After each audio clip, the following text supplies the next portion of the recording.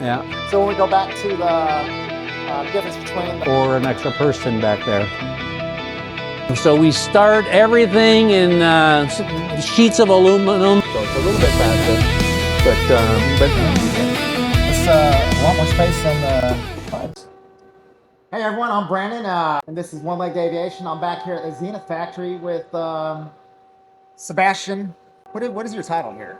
well, you know, I do everything out here. So it's officially president and owner. Okay.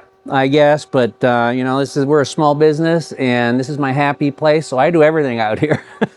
Whether it's sweeping the floor or meeting with customers, of course, you know, doing everything that needs to be done, you know, behind the scenes, mainly running a business. But so. Okay, great. So yeah, I'm back here with Sebastian Heintz, president and owner of Zenith Aircraft. So I'm up here this week or today to get the finishing kit for my Super Duty. So I wanted to take some time interview Sebastian, just kind of non-scripted, ask him a few questions. Maybe get a walk around of the factory, look at a couple different aircraft, the Super Duty, Cruzer, maybe the 650 behind us here. So just kind of real unscripted and just kind of aviation talk. Wonderful, wonderful. So one of my basic questions is, how did you get into flying, or how did your dad get into building the Zenith? Well, and you mentioned it, the key is my dad. You know, I grew up in the business, so I was kind of fortunate. I didn't have to fight myself or fight to get into aviation. I know a lot of people that, you know, fall in love in aviation. Sometimes it's not an easy industry to always get into. You know, the hurdle of getting a license and renting an airplane or buying and building an airplane, it's not always easy. But for me, it was, because you know, my dad was doing it. I have 3 older brothers that were all doing it before I was. Yeah. And of course, growing up, you know, as a kid in aviation, growing up around airplanes and stuff, it's not hard to fall in love with with aviation. Yeah, you can relate to that. Yeah, I grew up in Cameron Park, California. You know, we lived at the airport. Yeah, so driving home behind an airplane, taxiing down the street. So you can relate to that, absolutely. So yeah, you know, I grew up around it. I didn't know a world without aviation. It was only when I went away to college that I actually realized that I actually had to learn to fly an airplane. I had to get a license and stuff, because before I could always go flying with my brothers or my dad, things like that. So, and you know, having grown up in aviation, I saw, and I think the first thing I saw is, you know, it's a great community of people. It's a great community, and that's why for me it wasn't difficult to decide this is what I wanted to do, was continue on in aviation. And then you know, my dad as an aeronautical engineer designed such great airplanes for us, and I'm thankful every day, still to this day, you know, for the wonderful designs that he left us with. And so it was really a great foundation to build a business on. And, you know, Zenith Aircraft here in Mexico, Missouri, we've been here since '92. So that's going on 34 years, I believe. So it's a long time. You know, for many years, I always thought of myself as a startup, you know, as a young business. But now 34 years, I can't think that anymore. It's funny because I still think of my business as kind of as a startup, in the sense that it's a small business, and it's also being experimental aviation. It's something that we always like new ideas. We like to push the envelope a little bit in some respects, which I think that's kind of the mentality of a startup. Yeah. And same thing. I used to think I was all surrounded myself with younger people, but no, we're all getting old in the business as well. And it's funny because I've always been the young person in the aviation circles that I'm in, and finally now I'm starting to see a lot of my customers, you know, like yourself, are younger than I am, and I think it's and I'm finally glad to see that, because for the first 20 years I was still always the young guy in the business, and I was saying we need young people in aviation, and it's nice to see that. That's one of the things I want to do with One-Legged Aviation and my Super Duty build. I want to get younger people in the community. Make it more accessible. So hopefully these videos and my build, you know, attract younger people, or maybe not just younger people too, but people that thought aviation or being a pilot was out of their reach. I mean, even people older than you, they can still build a kit airplane. Right. So, because, you know, in kit aviation, we've always said you need 3 things to really build yourself an airplane. You need the time, you need the space, and you need the money to do it. And and the difficult part is you need all three at the same time. Right. And so it's not always easy for folks to juggle that, and that's where for a younger person it's a bit of a juggling act to be able to achieve that. And for better or worse, typically it's around retirement age that folks finally have the time, space, and the money to do it, and that's where being a little bit more creative, and kits are a little bit easier today to build than they used to be, so that makes it more accessible. The types of tools that you need and so forth. So absolutely, and I do love to see younger people getting involved, because the skills that you develop building and flying an airplane, those are lifelong skills. Oh, yeah. So it's kind of a shame to develop those toward the end of your life, as you get older. If you can do that very same thing when you're in your late teens, early 20s, even 30s, these are lifelong skills, and so it's it's great to do that. Well, I mean, speaking of money, a place to build, so I guess one of the things that attracted me to the Zenith was the affordability of the kit, and then the building space. I mean, I think a lot of your customers, they build in one car garage, two car garage. Yeah, you really don't need that much space, but you still need some space, and like you say, the skills very easy, and but at the same time you still need some skills, and you can attest to that. I've been following you working on your airplane, and you are developing skills and learning new things as you go along the way. And sometimes, a lot of the times, it's nearly unintended skills that you end up learning. The actual sheet metal work, that's the easy part. Patience, attention to detail, those are sometimes the trying things that we learn in doing that. And that's the same thing as flying the airplane. It's the same thing. And then managing risk and so forth. So these are really good things to do. Wow. Okay, so you've been in the Zenith since you were a kid. So how much longer do you think you're gonna keep going for? Like I mentioned earlier, this is my happy place here. So I'm in no rush to get away from my happy place. Yeah. I feel fortunate and blessed, because every day I drive to work, I look forward to it. I'm not dreading it at all. So I look forward to it. So, which is why and I consider I'm mid-50s. I still consider myself relatively young, and so I'm not in a rush to go anywhere. I see you're out there on that what they call the one wheel. Yeah. And I'm always trying to challenge myself, trying to not, stay healthy, but also learn new skills, because I think that's one of the things that keeps us young. Yeah. And that's where, again, for a lot of builders, I think that the building and then the flying the airplane is a good skill. It's a great project to get involved with. I get a lot of my customers that, building and flying their own airplane, it's one of the projects that they rate, as being one of the most memorable and most important things that they've done in their lifetime, because I think it really is a neat accomplishment to do.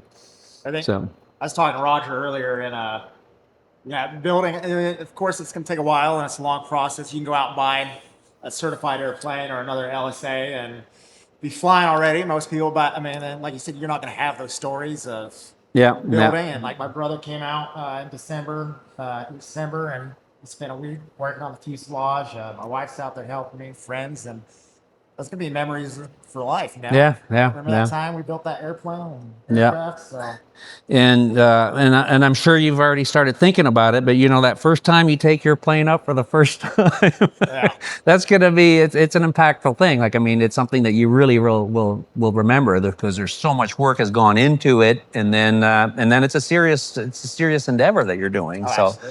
And I think it's really neat what you're doing, especially being the one-legged guy. You're doing it. You have a handicap that most don't have, but it shows that you can. That's not holding you back in any way. And I think that's wonderful. And I love seeing that in aviation. That it's a type of thing that again, one thing I learned, especially you're not the first handicapped person that we've worked with, is we all have handicaps. I have handicaps, and it's not as visible. I've got both my legs and things like that, but we all have things to overcome and so forth. And I think that's where it's great to be able to, to do that and to overcome that. And I think most people, when I talk to most people, learning to to become a pilot or building your own airplane, a lot of people find excuses why they can't do it, but they really can. I think most people can. And they are excuses more than reasons not to do something. So, and I think it's great when you can kind of show it. Hey, you can go out and do these things. And with experimental airplanes, one of the things I like about them is that you can customize the airplane, whether it's to work around a disability or something like that. Is to customize it, whether it's a control system, anything like that. Yeah. And that's kind of what attracted me to Zenith. I'm not gonna lie, I saw Carson Stilson, his build.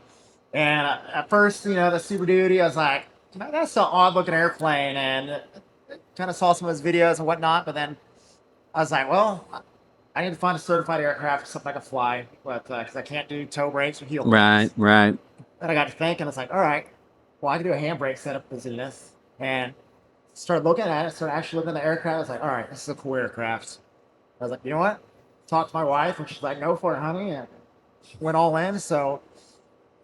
Something that people should really take a look at, and absolutely. Zenith, or not necessarily, it doesn't have to be Zenith. It could be any aircraft. Experimental, modified, but I mean, so far you guys have been a great company and thank you. Easy to work with, and set that handbrake up for me. It's going to be awesome. Yeah, and being a STOL airplane, you barely need brakes at all because your landing roll is not going to be that long. So, but yeah, absolutely. There's easy ways nowadays with various technology to do braking. I remember our first STOL airplane, the 701. That was 40 years ago in '86. Oh, wow. But we had no brakes on it at all.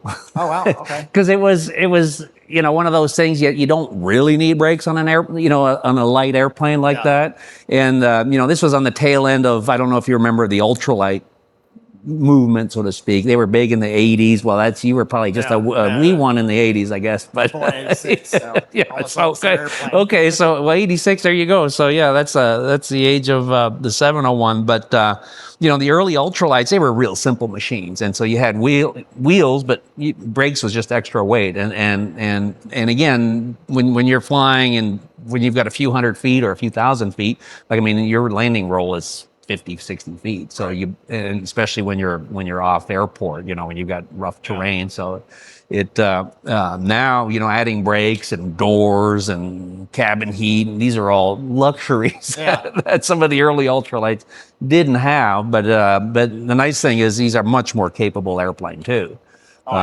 Because when I look at the early airplanes, you really didn't go cross country. You would usually put them on a trailer and tow them when you go places. Now these airplanes, you can go virtually anywhere you want to go, and very capable. And I love seeing the adventures that people embark on. And that's a neat thing, building your own airplane is an adventure in and of itself. But then once it's done, then you can actually really adventure with the airplane. And cool places you can go do. That's it. And I could just see you light up when you start thinking about that stuff, because I think it really is. It can be really awesome to be able to do that. So speaking of the 701, you guys are still producing the 701, right? Yeah, the 701 is still a great little airplane, and the basic design still today is what it was right from the beginning. High lift, short takeoff and landing airplane. The kit's evolved a ton really over the years. Much easier to build, especially with the final hole size, match drilled parts and components. But it's still basically the same airplane. And one thing too is now with the 750 and the Super Duty and so forth, we just have more space in the cabin, a little bit more comfortable. Back to as a kind of a toy airplane, you don't need to be comfortable because you're not going to be sitting in it for a few hours. Now, if you're going places, you want to be comfortable because you've got the capability to go cross country. So then you want to be more comfortable. You want that cabin heat. You want that windshield, closed doors, things like that, because because you want to be a bit more comfortable. So more or less, 650 is a little more. And the 650, that's more that's it's a little bit faster airplane as well. And so it really depends the mission on the airplanes. The same thing, on the avionics side, for example. If you're not going anywhere with the airplane, you don't need a lot of navigation. You don't need a lot of that kind of information. But if you are going places, absolutely customize the airplane. The nice thing is nowadays is is to build an IFR panel is within everybody's reach. It's not that complicated. I remember, when I grew up, an IFR panel, that was a vacuum system, a lot more gauges, and you had your gyros that were vacuum driven and so forth. So it was a lot more weight, complexity, and you needed the space to put that. Like in a 701, you would never be able to really build a full IFR panel. That adds all that weight too. And then exactly weight, cost, and complexity. Now it's just with the glass panel displays and the ADARs, it's pretty much a lot of these airplanes have our IFR capability. Yeah. So. And then we'll take a walk around here in a little bit. But I think one of the questions too, people that are wanting to get into, I guess, building their airplane, and I kind of probably already know the answer, but they're like, well, how do I know what airplane is right for me? So I guess what advice would you have for them trying to decide between the 650 or maybe 701, 750 Super Duty? Well, the reason we have a line of airplane is because people, have different desires and needs and wants, if you will. Right. I say for most people is build the one that you want to build, in the sense that the one you think is going to appeal to you most. High wing, low wing, there's no right or wrong way there. They're both great airplanes. STOL, short takeoff and landing versus non-STOL. That's going to depend a little bit on where you're flying in and out of. If you're going to be doing short backyard flying, obviously you're going to want a STOL capable airplane. That said, I would suggest builders, don't build the airplane to meet all your requirements, because it probably doesn't exist. We'd all be building a helicopter that goes 300 knots. It doesn't exist, bottom line. So focus on the majority of your flying, that 80%, the old 80-20 rule, or that bell curve.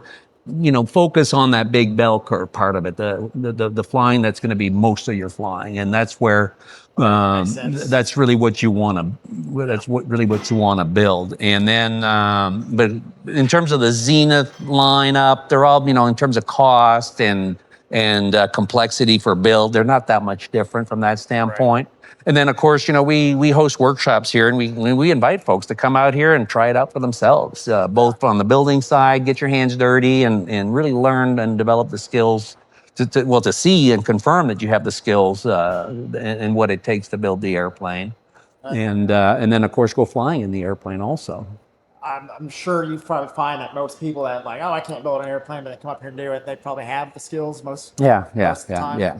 It's rare customers don't have the skills. Like I alluded to earlier, it's some of the unintentional skills is things like patience and so forth, because those are the skills. Because building an airplane, let's not, you can't kid yourself, that's a big project. And both from your time commitment and it's a serious project. It's an airplane. This is something that can fail. It's a mechanical thing that'll be flying through the air, and so it's a serious project, which of course is what makes it such a cool project too. Let's not kid ourselves, because this is not just a little backyard boat that you're building. This is something you'll be able to go places with and going through the air and so forth. So it is a serious project. So those are the types of skills, I think, is you want to make sure that you have what it takes to tackle such a serious project. As a builder too, and you're going through that, is the decision-making process, finding the best engine for it, best avionics. And again, those are serious decisions that you have to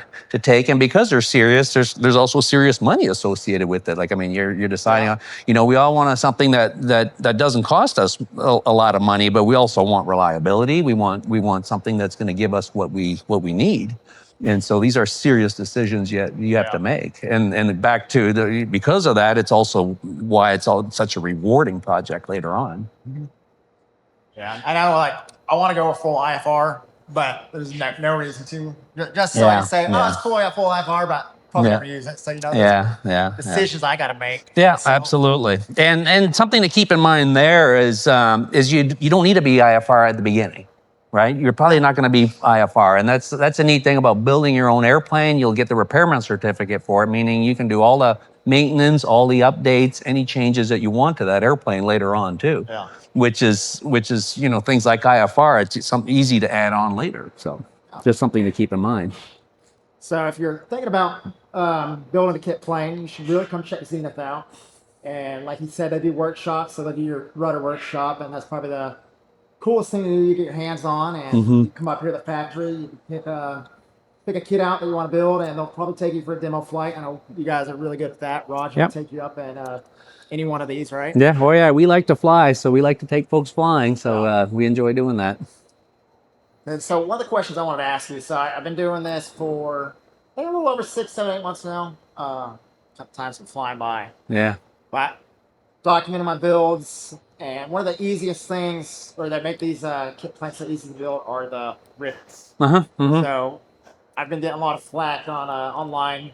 A lot of old school builders, they're telling me that I can't use those hot rivets. I got to be using steel rivets. So if you can explain better than me. Sure.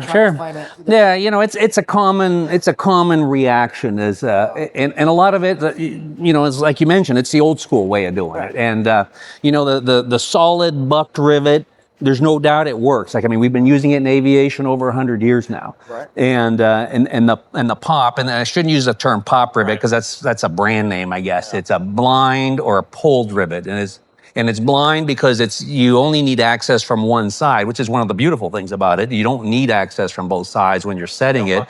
And then it's called a pulled rivet because you pull it just from the one. So blind or pulled rivet is a proper term. But you know, I think that's one of the reasons that kit aviation or building your own airplane is much more accessible is because of things like blind rivets, because it has made it so much easier. And you know, structurally they work just fine. Like, I mean, there's so much empirical data. You can you know, you can say how. But you know, I equate that to a lot of the time, and I don't like harping on mechanics, but sometimes they like to keep things complicated because that's what, you know, that's why you're paying a mechanic to do work, and because you can't do what they do. And but you, in this case, you are your mechanic, you're even your engineer, so to speak. And the blind rivets work really well. I equate it to kind of like building a table with big nails or little nails. If you engineer something to use blind rivets, the pulled rivets like that, your end result is going to be just as strong as something that it's going to be using the old buck rivets. And the big advantage is you can do this by yourself at home. You can't really do it wrong, and that's one of the things I really like about the blind rivets is you can't really do it wrong.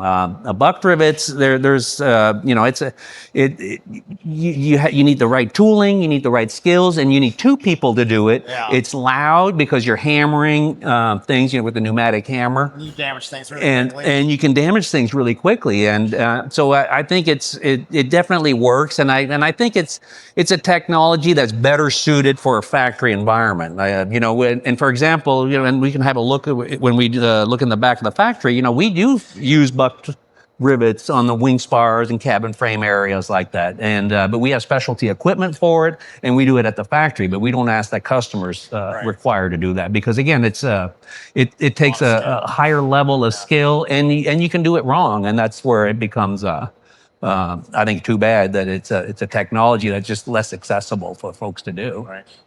And then with yours too, though, so on your rivet puller, you got a specially formed head, right? Right. Mm-hmm. Yeah, we and that's a technology that my dad kind of stumbled across it because he wasn't able to find the right rivets at the time, and so he said, well, let's form the actual head of the rivet in the pulling process, because you're actually, you know, with the blind rivets, especially with the pneumatic or even electric, you know, you're pulling that rivet, so you're actually pulling on that, so you can actually form the head of the rivet in the process. And by doing that, you can get a lower profile pull finish, and then it becomes also less critical that you're exactly perpendicular because you're forming the head of the rivet around the material, not around the puller. So it becomes less critical, and then incidentally, you're also work hardening your material as you're doing that. So you're getting a little bit of a stronger rivet in the process. Yeah. But and that just it's just one of those little procedures, and you know we've been using that for over 40 years now. Some of the original Zeniths are still flying today. It lasts. Like I mean, you can argue it all you want because it's more it's too easy. I think in some cases, and I think that's a typical mechanic. They know what they know. They don't know necessarily what they don't know, and so sometimes it's easy. And then of course, when especially when we use the term pop rivet, don't go to your hardware store and buy rivets and build it with your airplane because those are non-structural popped rivets, and so don't do that because that's just like, again, if you were building a quality, whether it's a desk or wood, you got to use the right tools, the right equipment for it, especially with aviation. So So, like I said, he's been doing this for 40 years, and I wish a lot of these people that kind of make comments to me, I know they're making other people, they actually just kind of research a little bit and play this stuff just because you've always done it that way. It doesn't mean that's the... Well, and that's the thing, is that, a factory environment, you can do it in a factory that way. It's just like we use a slightly different alloy. It's a more modern alloy, the 6061 aluminum alloy that we use to build the Zenith. It's much more corrosion resistant than the 2024, which was the earlier alloy. And the 2024 is a little bit stronger, but it's also more brittle. It'll crack easier. And that's where the 6061 is just a great material. It's a bit more modern way of doing it. And that's back to, as Zenith and building experimental things is, I was mentioning we're a bit like a startup that way, is we like new ideas. We like doing things easier ways. If we find a better way to do something, we will do that. And that's where, experimental aviation by and large, that's where you will see new technology being introduced and so forth, because we don't have the same level of, the same hurdle of, type certification with the FAA when we come up with something new. So we can try out new stuff. And that's where with experimental aviation, you will see more of that, and I think and the results speak for themselves. That's why kits are so popular today, is because you can access really neat airplanes at affordable prices, and something that you can do yourself. And I think I've seen a lot of other aircraft manufacturers, kit aircraft, that they actually use the blind rivets. Too. Oh yeah. Well, my dad started doing that in the late 70s, and you talk about getting backlash from people. You imagine back in the 70s, it was of course he was an engineer and an aeronautical engineer at that, so he was able to really prove and show why it's okay to do it, but there was a lot of backlash. Oh, you can't do it. It won't last, and on and on. But now, like you say, there's a lot of manufacturers, a lot of certified stuff are using the blind rivets. And it goes back to the manufacturing, trying to keep manufacturing more affordable, and then for the builder, especially using the skills and minimal tools. So it just makes a lot more sense to do that. Very safe. I mean, there's thousands of these airplanes flying today, and do your research and check into it. If you want to build a kit airplane, you should really check Zenith out. Absolutely. I think it's probably one of the best things, probably the most rewarding things I've done in my life so far, aside of serving in the military. Thank you for that. Well, I appreciate that. And but if you think you're already having fun yet, just wait till you're finished and flying it, because that's really where the real payback. Because a lot of projects are rewarding in and of themselves, and building an airplane, again, it is that, but the real benefits are only at the end, is when you're flying in that airplane. And that's that's why I think building a kit airplane is such a rewarding thing, because it's not only the process of building it, but it's what you can do with the finished airplane. Conversely, if all you're looking for is a finished airplane, you may want to reconsider building an airplane if you don't want to build, but at the same time, I would say be open to the experience of building and the do-it-yourself element of it, because there is just so much reward and sense of accomplishment doing that, especially for the younger people. I think younger folks have less opportunity to work with their hands and fix things and mechanical things, and so building an airplane really exposed them to the skills and the tools and the sense of accomplishment, especially. Yeah, Dylan, my buddy, he comes and helps me out. He's got 2 boys, I think 10, 11, and just see the experience that they have, to pull rivets, how to build an airplane. Getting them hooked into aviation and just what they can actually do. And like, holy smokes, like, gonna help build an airplane, and it's just so cool. Yeah, absolutely. And maybe after I'm done with my Super Duty, maybe I might build a 650. one thing first. One thing first. That's right. But you're absolutely right. It becomes, I don't want to say addictive because that has negative connotations, but it becomes part of your life. And so the building part, flying is great, and then there's a lot of fun in flying, but it's very different than going in the garage or the shop at home and spending the evening or the weekend working on it. It's a different skill set, and it is it kind of grows on you. It's fun. My wife knows all too well because we'll be at home and randomly she's like, "You want to go to the hangar?" She's like, "All right, let's go." Yeah, and I love that you get your wife involved with it, because I always encourage folks to get your partner involved in a project like that, because it becomes quality time together rather than you trying to juggle. If it becomes just your project, then you're having to find other time and make other time to spend quality time together and on something else. So if that can be the airplane project, then it can be that becomes that much more rewarding. Definitely. Well, let's take a look at some of these. Do a quick walk around. Maybe check some of these out. The 750, maybe the Cruzer, the 650, and maybe just kind of do a tour walk around. If that's all right. Absolutely, absolutely. I was looking because I almost bought it. Well, I didn't know it. I was looking at the Tri-Pacer. Okay. Yep. So I'm kind of glad I didn't go the Tri-Pacer because I looked at it as like it was a handbrake, or I think old Johnson bar handbrake, and from what I heard, it's just super tight. And then after I started building mine, I got to the airport there. My buddy's got one, and he's gonna be flying, and it's cramped in there. Yeah. Well, I'm always amazed because most of these airplanes, they were developed in the 1940s, 1950s. From a design standpoint, and I guess average people were just a lot smaller.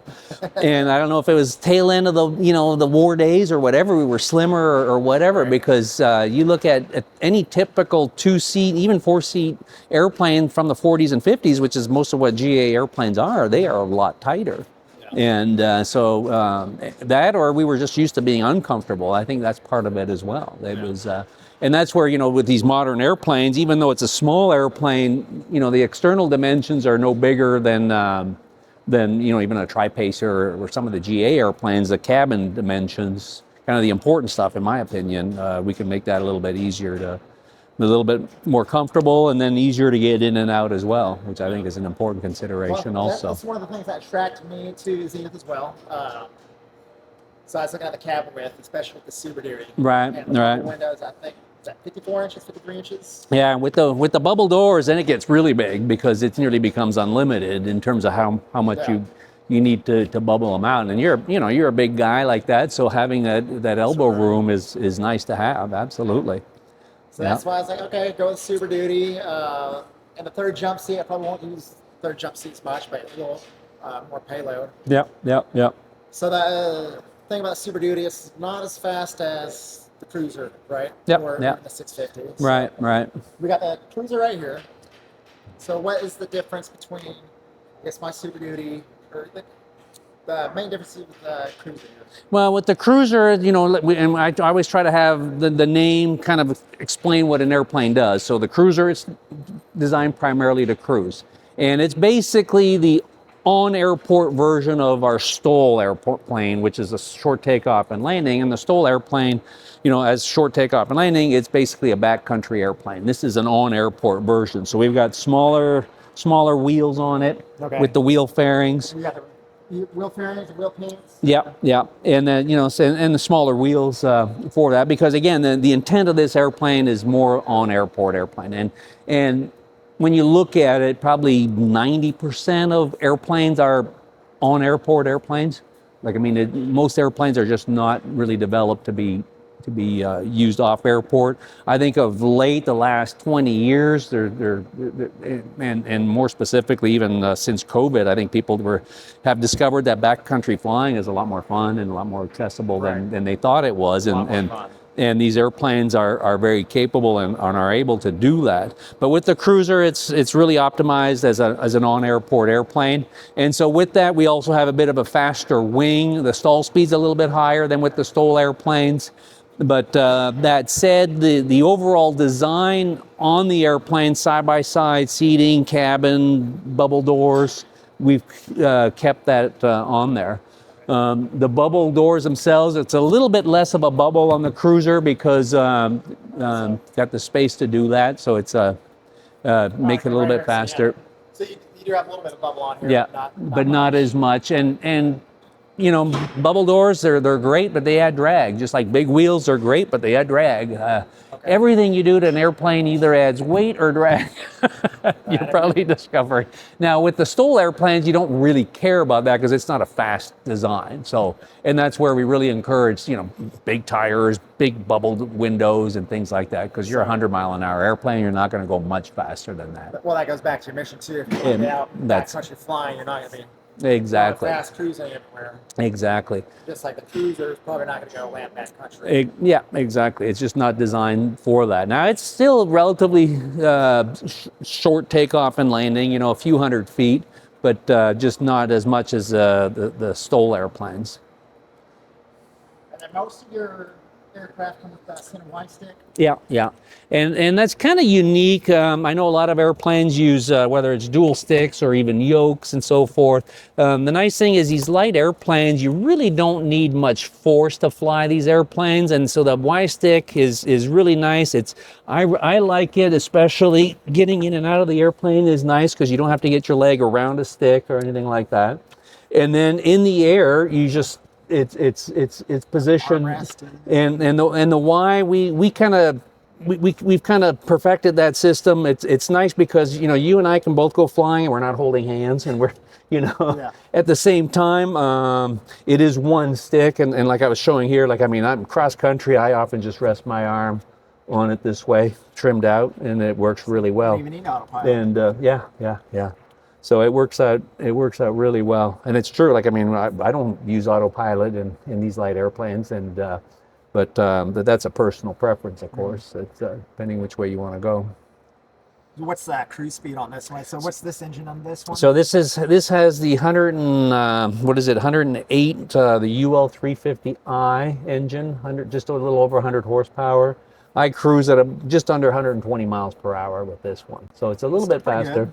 But you know, and landing speed's a little bit higher. You know, you're in your 40s with this, and so it's a little bit higher than the STOL. So it's just an airplane optimized for a bit more for cross country flying. And nice thing with this UL engine, I'm burning, you know, under 5 gallons an hour. So it's pretty efficient. And it's car gas. So if you're buying it yourself, it's a little bit more affordable than 100 low lead. So. That's a good reason to get into this right here. 5 gallons an hour and auto fuel. Yeah, makes it inexpensive. Very. Yeah. See, that will help offset the cost of the engine and the kit. There you go. Yeah. And like most Zeniths, you can put, you know, pretty much whatever engine you want in it, you know, within the weight and power recommendations. But we really try to make it where the customer is in charge of some of these costs. So it's not us trying to push something onto you from that standpoint. You get to really choose. And I don't know, have you decided yet on an engine for yours? Nothing officially yet. Nothing set in stone, but I do kind of want to go with the IO 360.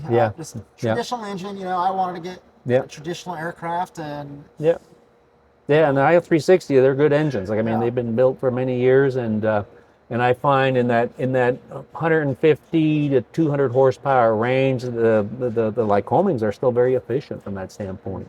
You look at the newer stuff, whether it's automotive based or other, it's not that much more efficient than the existing Lycoming offering. So it's a good choice. Yep. Right.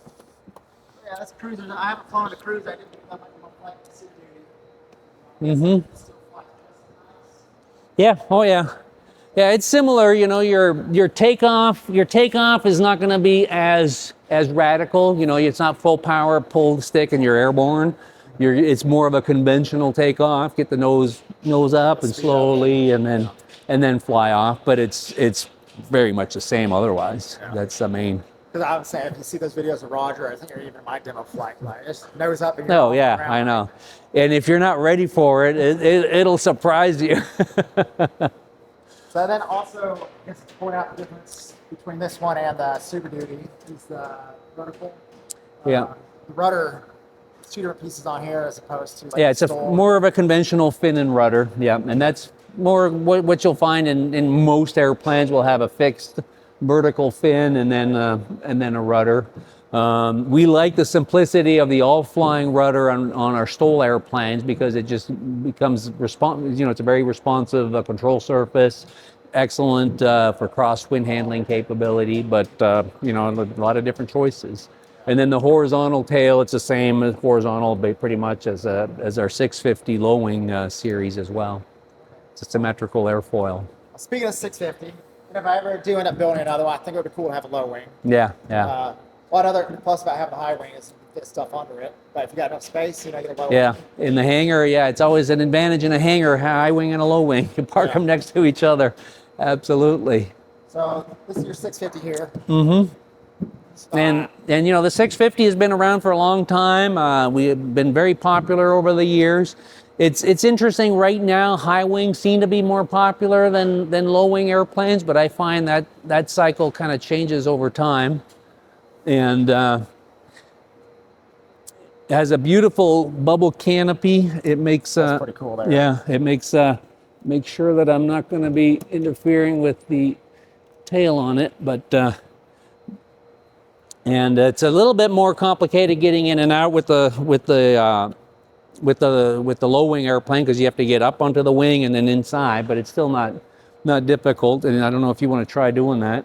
Put your hand up here if you want, and that's a long reach there. There you go. Okay, yeah, you see, you managed quite well. And then I don't know, you can step right in the seat if you want to as well. Yeah, you see, you've made, geez, you were good with that. Yeah, I can get in and out of there pretty. That's not bad. There you go. And the nice thing, the bubble canopy is really nice on these airplanes. It's just a very different feel in the low wing than in the high wing. It's almost like a sports car. You're sitting loaded exactly. around. And I actually like the seating arrangement in this. It's a bit like you're in a recliner, like you're saying, bit of a sporty feel. And this one cruises about 135, 140 miles per hour. That's pretty good. And low wing is always going to be a little bit more efficient. You don't have the wing strut, and just the frontal area is a little bit less than a little less drag on a low wing than on a high wing airplane typically. And visibility, this gorgeous, all around visibility. You don't have a cabin around you, but that said, you don't see straight down as well as you do than with the high wing. Otherwise, panel space, and you see we've got lots of space in this. We've got. It's a lot more space than the tri-pacer has. Oh yeah, yeah. Well, again, you look at any airplane that was developed in the 40s or 50s, it's gonna be a lot smaller because it's just people were smaller back then. Yeah. So it's yeah. Well, this was a mistake to sit in this. You're gonna fall in love with this airplane too. Right. Wow. Although the tricky part now is gonna be getting out, right? It's I think it's easier to get out. Yeah. It works out well. Yeah, but yeah, these are fun airplanes to fly. I enjoy, and that's where I know I get asked the question a lot, which is my favorite Zenith to fly, and my answer uniformly is whatever I last flew, because every time I go flying, I always think, oh, this is such a great little airplane, and I love because each one is different than the other, and but they're all really good at what they do, and like I say, the visibility in this is awesome. It's a little bit faster, and this actually has exactly the same engine as in the Cruzer. So same fuel burn and a little bit faster in turn. Yeah. So ideally, I don't know what what mission it'd be, whether you want low wing or high wing, but I guess this is a little faster than the Cruzer. Yeah, there wouldn't be, in terms of which one you would choose. I think the big difference, bless you. But the big difference between the high wing and the low wing, I find, especially with my customer base, is getting in and out. I do find the The high wing, especially for older customers, egress is a little bit easier with the high wing configuration. The low wing is a bit sportier, which I think appeals a bit to the younger crowd. A little bit faster, a little bit sportier, a little bit more efficient in that respect.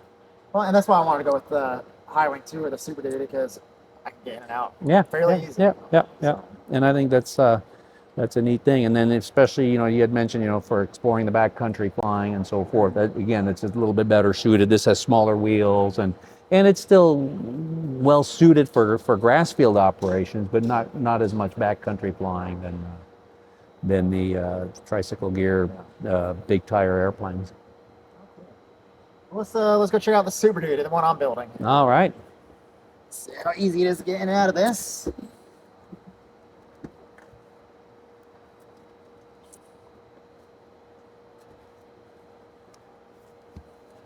There we go. Yeah. Yeah, that is a neat. So easiest way getting out is just reversing what you did getting in, which is now with you. And if you want, let me help you. Let me. Oh, because can you get on that step? Yep. Oh, cool. Okay. Yeah. You see.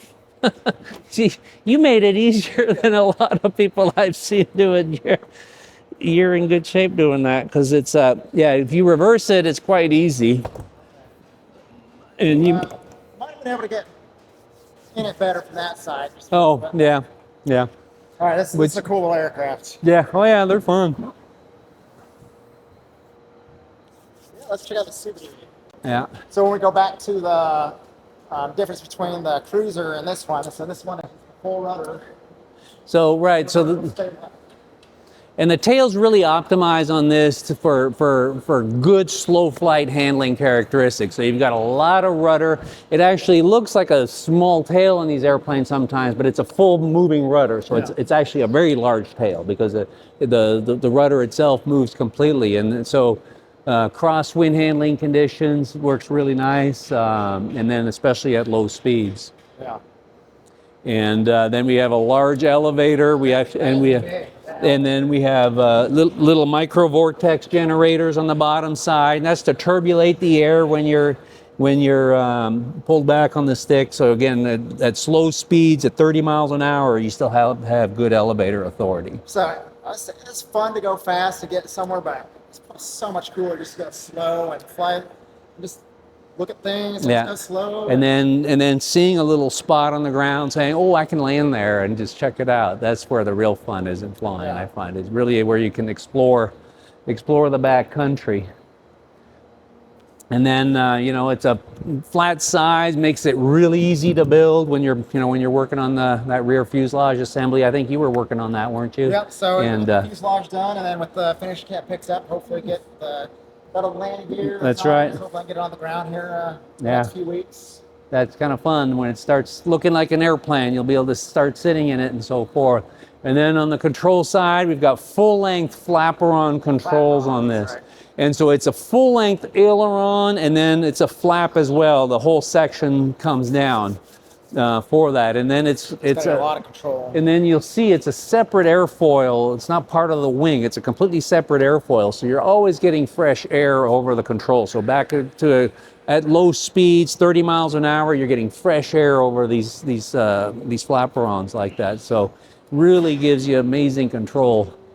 And then, of course, on the front end of it, on the business side of it, we've got the leading edge slats, and they're fixed leading edge slats, and again, a separate airfoil, very high lift device. As soon as you get that wing at a high angle of attack, the lift coefficient goes way up on that. And can you fly this without the board? Yeah, you can. And does that give any advantage or anything? Over? You'll gain this much speed, but give up quite a bit on the short field capability side.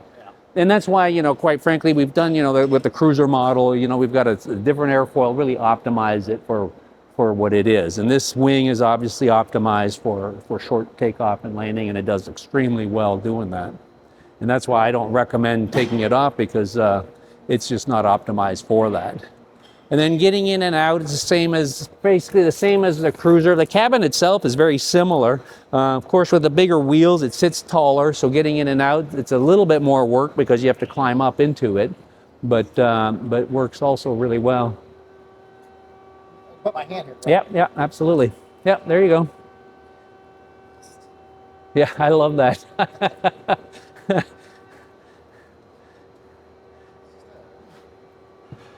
Yeah. Yeah, you make it look easy. So that's probably not ideal for my setup with the throttle here, but yeah, I think you'd make it work, but there you'd have to see. Are you planning on putting a conventional instrument panel in? yeah, conventional instrument panel, Yeah. and I want to do the thing. So I got the dual controls. So I got the Nice. stick, Okay, with the dual controls. Yeah. Okay. Nice. and then I want to do my throttle on the right That's side. right. Yep. Yep. Yep. Yeah. Sort of a throttle. Yeah, in the center, like a quadrant in the center. Yeah. Yeah. Mm-hmm. Yep.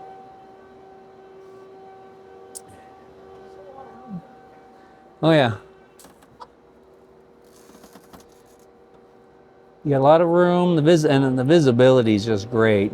One of the things I like about it is that your head, your eyeballs are below the wing, so you're not in a lot of high wing airplanes. Your head is right inside the wing, so you kind of restricts the left and right visibility. This really gets you great visibility. And then, of course, in normal flight, your stick is up over here, so it's not where your knees are. Still think I want the dual control sticks, but we'll just see. Yeah, Getting in and out, but yeah, yeah. Yeah, it's like, I mean, it's not difficult, and you're young enough and spry enough. Like, I mean, you'd make it work. Like, I mean, it is easier when you have nothing between the legs than when there is, but it's definitely doable. yeah. And of course, this is the Super Duty with the jump seat in the back. Right, and then so you got quite a bit of space in the back. So either lots of bags, or you put a couple 100 pounds back there, or an extra person back there.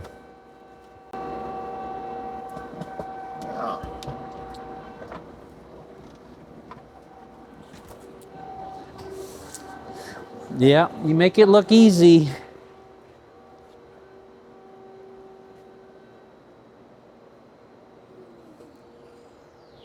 I wonder if anybody's try to put wheel pants on these. Yeah, you can. With the big Tundra tire. Yeah. That would, on the big Tundra tire, that would be a really big wheel pant. And the thing is, you know, with these airplanes, you know, it's not just one thing that you optimize for speed. It's really the overall design, and that's where with the Cruzer model, we've really optimized the overall design to go a bit faster with the smaller wheels and wheel fairings. If with this, you know, the wheels is obviously one area, but you've got the tail. It's again optimized for short field performance, for maximum control at low speeds rather than a cruise configuration. So it's really what you design the overall design for. But absolutely, and that's one of the beauties of building your own airplane. You can do what you want with it. You can really customize it for your specific needs and for your specific application. Out here is where we manufacture all the parts and pieces. You know, our philosophy as a kit manufacturer is that anything that requires special skills or special tools, that's what the factory's here for. You know, we have equipment, we have specialized tooling, and we have employees with the skills, you know, whether it's welding and things like that most of us wouldn't normally have. And so that everything that we supply the builder just requires basic assembly. And so really our thought process and everything that we do is to do the things that add value to you as the builder, so that you don't require the special skills and the special tools that you would normally associate with building an airplane. And you know, like we discussed earlier, and we can go out back and you know, we talked about the riveting and how that's done. Is again the conventional bucked rivets. We do that here at the factory, not requiring you the builder to do that. So we start everything in sheets of aluminum, flat aluminum sheets. We use 6061 T6 aluminum alloy extensively and all of that. So we We buy aluminum by the truckload like this, and then using CNC routers, we actually cut out the parts when they're flat. We take out the sheet of aluminum, put it on the router. Right now, I guess there's nothing going on specifically, or they're in the process of changing it over. But cut out all the parts and pieces, and then we use various shears and press brakes to actually bend the parts. For example, we'll cut out the part when it's flat like this, and then using the press brake, actually bend the part. And this is, we color them this way. We know it's a sample part just to see, and then we actually form the part here. This is a rib for the rudder section, a rib for the rudder. So make all the pieces like that. The nice thing is you'll notice everything is drilled, and it's not just pilot hole size, this is final hole size, match drilled. Makes that very nice. So it makes it really nice. So because you just click all the parts together and then rivet. It's that simple. Really makes it a lot easier to do that way. And so we manufacture all the various parts and pieces.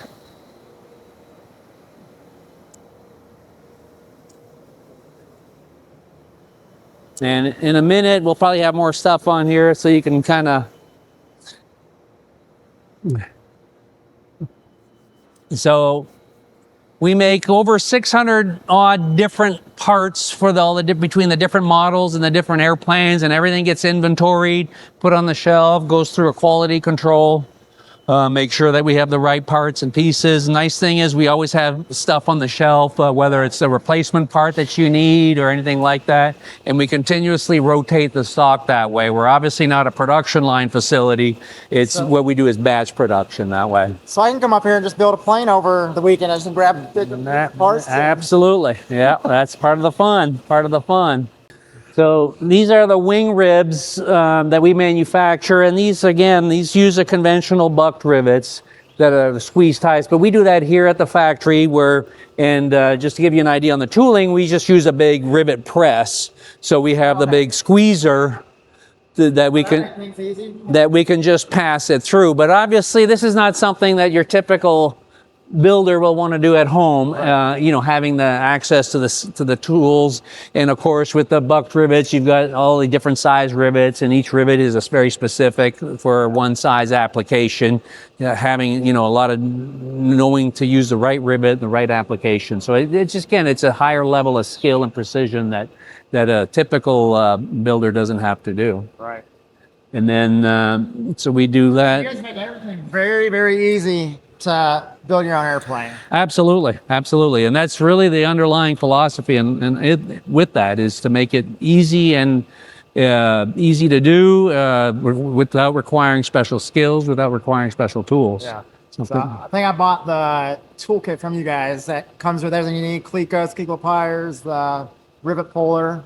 And I don't think I've had to buy too many other special tools. Yeah, so shouldn't need it. You guys sell, I mean, you can do everything in your... And that toolkit, how much they cost? Like, I can't remember. It's like $500 or $600, wasn't it? Around there. It's not that expensive. So yeah, keep it simple. Absolutely. You get everything started and just, get in your garage or whatever and just build your kit. Yeah. It's awesome. Then we do welding over here as well. You got welders over here? Yeah. And then